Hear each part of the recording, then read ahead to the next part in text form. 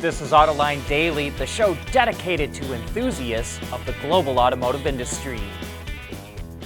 Ford always reports its monthly sales in the U.S. a day after everyone else, and we think it was kind of worth the wait. It sold nearly 164,000 vehicles, which was up an impressive 36%. It was a strong performance across the board, but we especially took note of the Mach-E. Sales were up 74%, and it handily outsold the rest of the Mustang lineup. Ford also delivered over 2,000 F-150 Lightnings and over 500 E-Transit vans. Despite the chip shortage, sky-high inflation, and COVID interruptions, most automakers are still reporting fairly strong financial earnings. But not Toyota. It sold just over 2 million vehicles worldwide in the last quarter. That was down 6%, which is not too bad, and its revenue rose to $63.6 billion, or up 7%, which is pretty good. But its operating profit fell 42%, which comes as quite a surprise. Toyota blames supply constraints and high raw material prices, and it vows it will work to overcome them. Sales of electric cars in the U.S. were expected to get a big boost from a bill that Congress is about to enact that will remove the cap on EV incentives. But the Congressional Budget Office, or CBO, says not many electric cars will qualify to get them. Get this, the CBO says next year only about 11,000 EVs will qualify to get the $7,500 credit. As the bill sits now, electric cars that cost over $50,000, vans that cost over $64,000, and trucks that cost over $80,000 do not qualify. Also, 50% of the materials in the batteries have to be sourced in North America, and from 2024 onward, that rises to 60%. Automakers are pushing to loosen that up and get more EVs to qualify. But we'll see if enough Democrats agree to go along with that, because Reuters reports that Republicans are circling the wagons to oppose any EV credits at all. With global reach across 3 continents, Teijin Automotive Technologies make vehicles lighter, safer, and more eco-friendly. Teijin Automotive Technologies, the formula for better mobility. There are a few key reasons to start a business in Michigan. First of all, it's the talent. Second, Michigan is wired for winning. Third, the ecosystem here is really focused on supporting businesses in the market.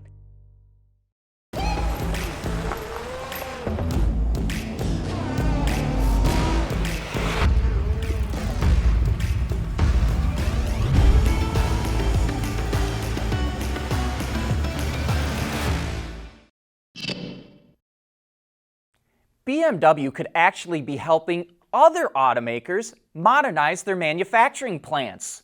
Idealworks, which is a subsidiary of BMW and handles logistics, is teaming up with Lind Material Handling, a company known for making forklifts. Idealworks will supply Lind with 2 products, one an autonomous mobile robot and the other a cloud platform, which Lind will pump into its sales and service network that spans more than 100 countries.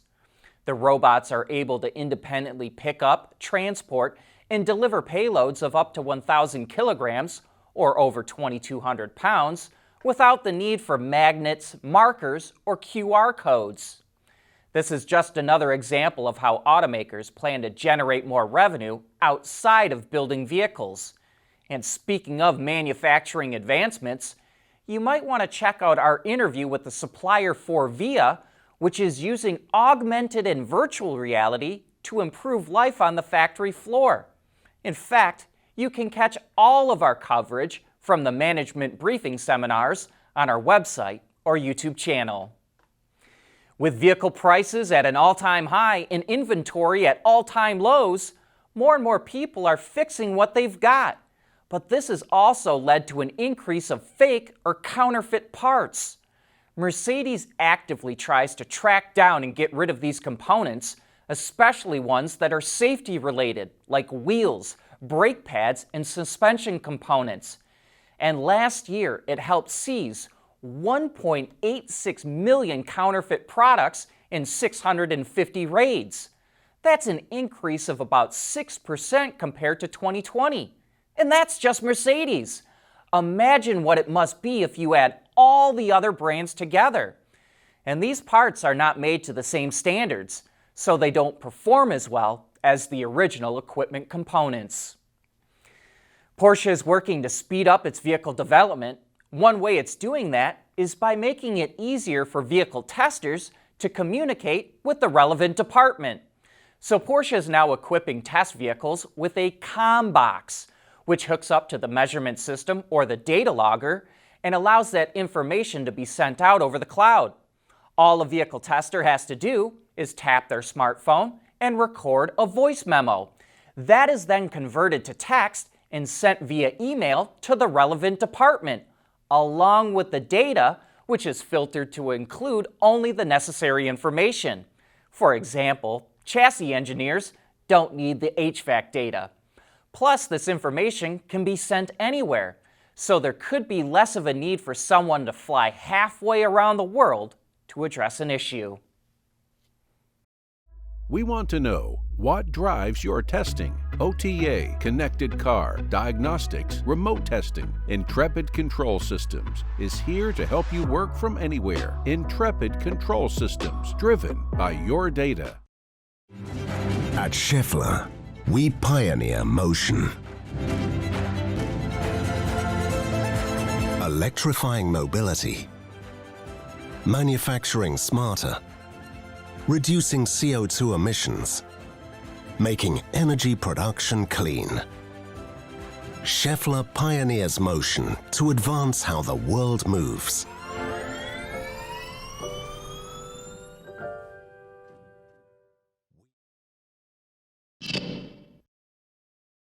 Tensions between China and the U.S. are impacting CATL's plans to open a new battery plant in North America. Yesterday, the Wall Street Journal reported CATL is delaying an announcement for its North American investment until September or October because of House Speaker Nancy Pelosi's visit to Taiwan, which has angered the Chinese government.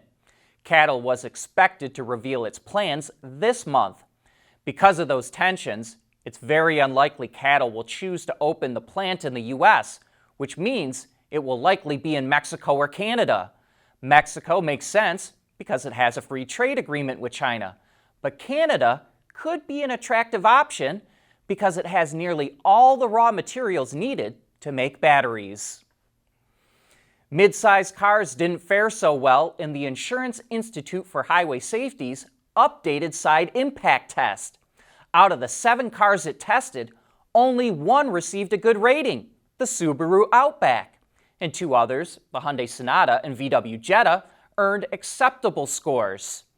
The IIHS updated the test to better reflect real-world crashes. A heavier barrier is used, 4,200 pounds, up from 3,300, and it travels at a faster speed, 37 miles per hour instead of 31.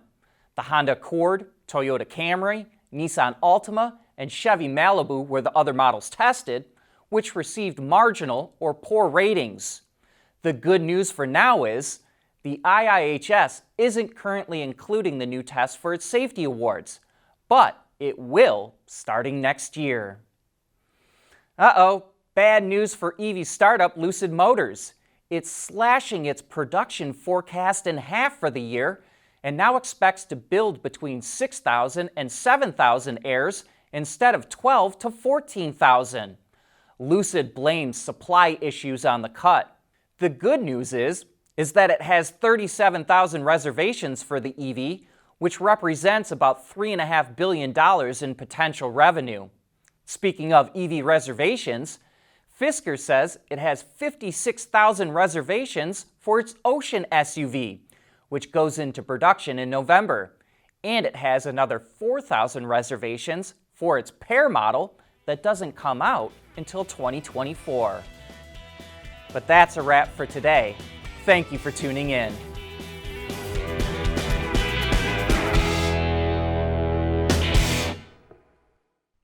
Autoline Daily is brought to you by Bridgestone, solutions for your journey. Intrepid Control Systems, over-the-air engineering, boost your game. Scheffler, we pioneer motion. Teijin Automotive Technologies, the formula for better mobility.